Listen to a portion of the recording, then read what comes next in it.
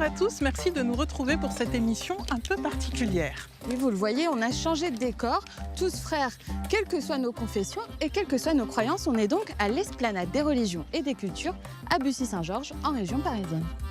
Et comme vous pouvez vous en douter, on retrouve ici une église, une synagogue, une mosquée et plusieurs temples, car nous sommes à la croisée de plusieurs religions, des lieux qui permettent aux croyants de s'unir dans la prière. Et la prière, c'est justement le sujet de notre émission d'aujourd'hui.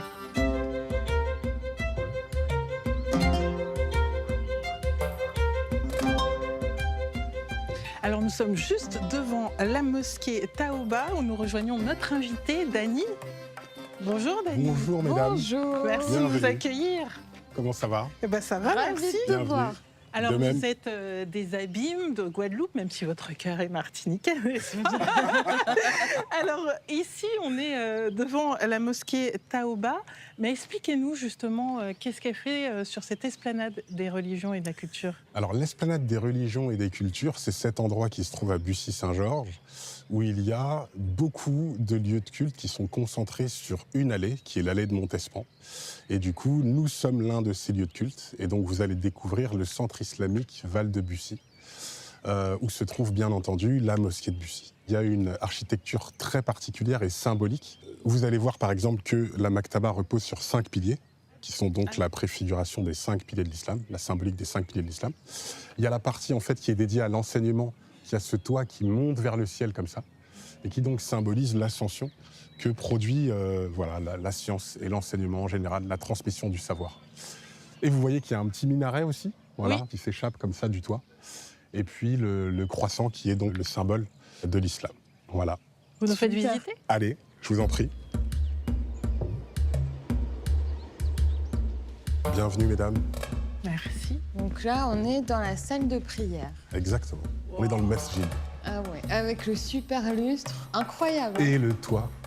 Et le toit qui est... Incliné qui est comme incliné, tu nous l'as voilà, dit tout à exactement. l'heure. Ouais. Ah ouais. Faisons un détour par Bouéni. À Mayotte, nous avons rencontré Omar. Il veut affirmer au quotidien sa gratitude envers Dieu.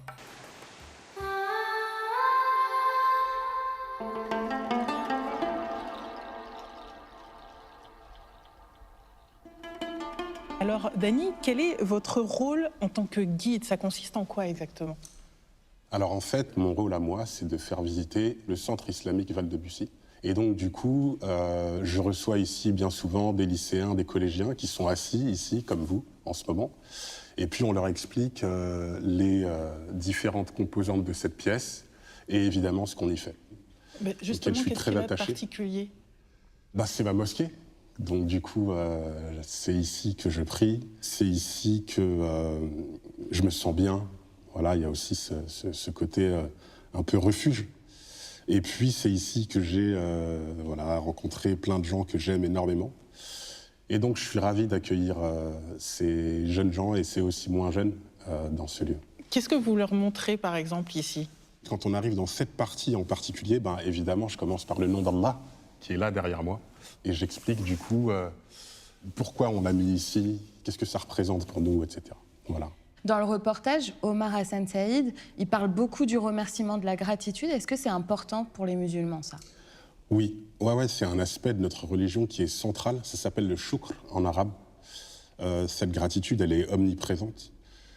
C'est vraiment l'état du musulman en rapport avec son Seigneur, parce que nous sommes conscients des nombreux bienfaits que Allah nous accorde dans notre vie.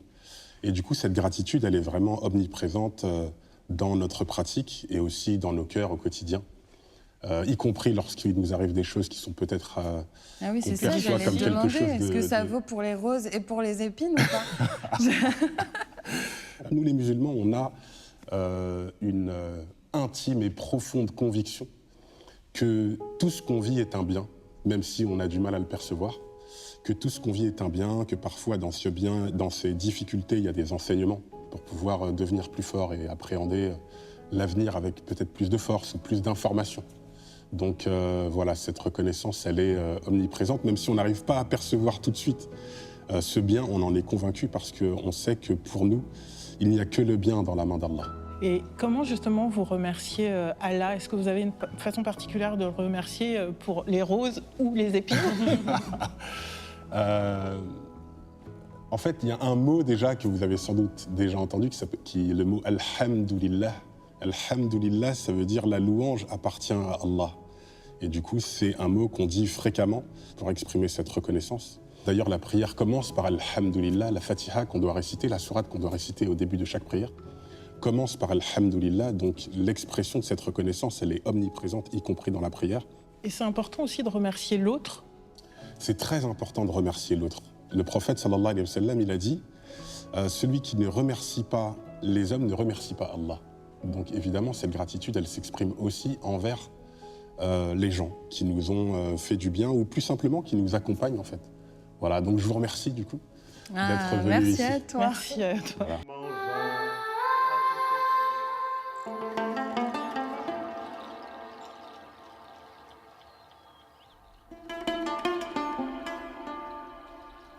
Y a-t-il une forme de prière d'intercession chez les musulmans? L'unicité de Dieu et le concept de monothéisme dans notre dogme, il exclut qu'on puisse faire appel à des saints. En revanche, il existe une forme d'intercession qui est un peu différente, c'est l'intercession du prophète, sallallahu alayhi wa sallam. Donc, Là, excuse-moi, Ouais.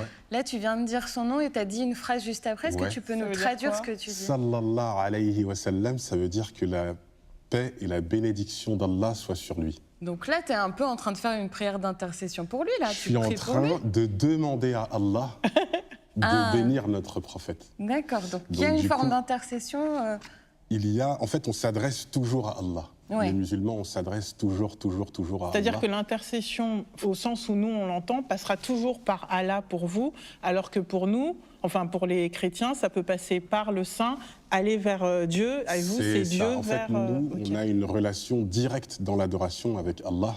Et on n'a pas le droit, en fait, d'invoquer ou de prier autre chose que Allah. Ça remet en cause notre conception du monothéisme. C'est ce que je vous disais tout à l'heure quand je vous parlais de cette sourate, qui est la sourate Al-Ikhlas. Celle qui est tout en haut. Exactement. Et du coup, le deuxième verset de cette sourate, Allahu Samad, souvent c'est traduit par « c'est le seul à être imploré pour ce que nous désirons ». Ce qui exclut en fait qu'on puisse avoir une intercession ou une demande qui soit adressée à autre que Allah. Et comment vous priez? Que dites-vous dans la prière? On commence toujours par réciter la Fatiha. La Fatiha, c'est la première sourate du Coran. Ça vient de Fataha, qui veut dire ouvrir. Après, on dit Allahu Akbar, qui veut dire Allah est le plus grand.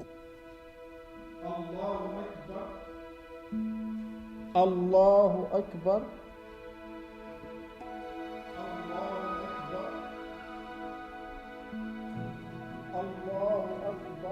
La prière compte plusieurs cycles, soit 2, soit 3, soit 4, suivant la prière qu'on accomplit. Parce que vous le savez, il y a 5 prières dans la journée. C'est ça. Et c'est laquelle que tu fais le plus régulièrement en groupe ici à la mosquée? C'est laquelle je dirais que c'est la prière de Dor, en particulier celle du vendredi. Parce que la prière du vendredi, elle est particulière, c'est le moment où on se rassemble, c'est la grande prière, ce qu'on appelle le Jumu'ah.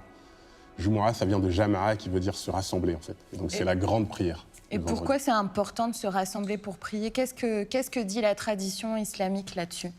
Alors, la prière en congrégation, notre prophète, sallallahu alayhi wa sallam, il nous a dit qu'elle était meilleure que la prière individuelle, de 27 degrés. Donc en gros, il nous a très largement incité à venir prier en groupe, avec la communauté, avec la congrégation, voilà, derrière l'imam, du coup.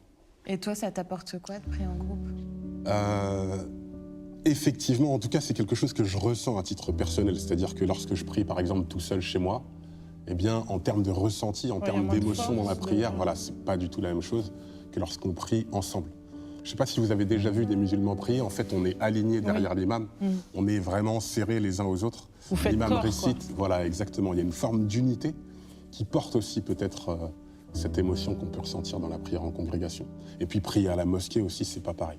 Voilà, il y a une forme de ressenti et même de concentration dans la prière qui est peut-être plus simple à toucher ici que chez moi avec mes enfants qui courent partout. Qui font du bruit quand il faut pas. Voilà, exactement.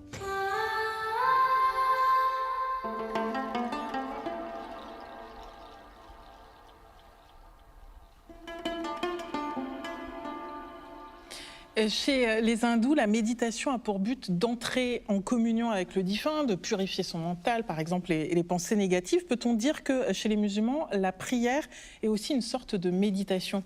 Effectivement, je pense qu'on peut le dire. Après, la méditation, dans notre religion, elle va inclure aussi la méditation telle qu'elle est visée dans le Coran. Parce que Allah nous encourage à méditer dans le Coran. Et du coup, il nous encourage à méditer notamment sur ses signes. Il nous encourage à méditer sur sa création. Voilà. Donc la méditation, ça va effectivement être dans cette forme de connexion. On va la retrouver dans la prière, on va la retrouver aussi dans ce qu'on appelle le dhikr, c'est-à-dire le rappel de Dieu. Et on va la retrouver aussi dans une forme de méditation qui va plus toucher à la réflexion, en fait, dans l'observation de la création. Vous avez fait le pèlerinage à la Mecque.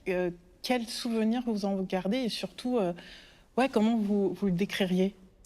Alors moi, j'ai fait le petit pèlerinage, ce qu'on appelle la Umrah, c'est-à-dire que je suis allé à la Mecque hors de la période du pèlerinage à proprement parler, qui s'accomplit à un moment bien défini dans l'année. Le fait de se rendre à l'endroit vers lequel on se dirige pour prier, c'est quelque chose de très fort spirituellement. Parce qu'à chaque prière, on se dirige vers la Mecque pour prier. Absolument, ouais, on se dirige vers la Mecque. Donc là, on est par là. Oui, ouais, c'est ça, exactement. Okay. Exactement. Le fait de marcher là où notre prophète a marché, de voir la Kaaba, donc ce fameux cube noir, c'est quelque chose aussi. Et est-ce que tu as ramené un peu de cette émotion là après avoir fait ce pèlerinage? Oui, bien sûr, bien sûr. Je crois que le pèlerinage, ça recharge un peu les batteries spirituelles, si je puis dire. Donc on revient un peu changer. Mais la vie nous rattrape après. Donc il faut toujours revenir à la mosquée pour y retourner à la Mecque. Voilà, exactement. Toi, tu es guide aussi de la mosquée Taoba. Quand tu fais tes visites, comment tu arrives à transmettre ta foi? Je pense que la foi, c'est l'œuvre de Dieu. C'est lui qui la met dans le cœur des gens. Donc ça, c'est pas ma partie. Ça, je m'en charge pas. Moi, je suis simplement honoré de donner quelques éléments d'explication vraiment très basiques sur l'endroit où on se trouve, sur ce qu'on y fait, et aussi sur ma religion. Et le reste, c'est entre les mains d'Allah. J'aimerais bien vous montrer la salle des femmes qui se trouve juste au-dessus ici. Parce que c'est un endroit vraiment très joli et je pense qu'on s'y sent presque aussi bien que ici, là où on se trouve là. Ouais. Allons-y.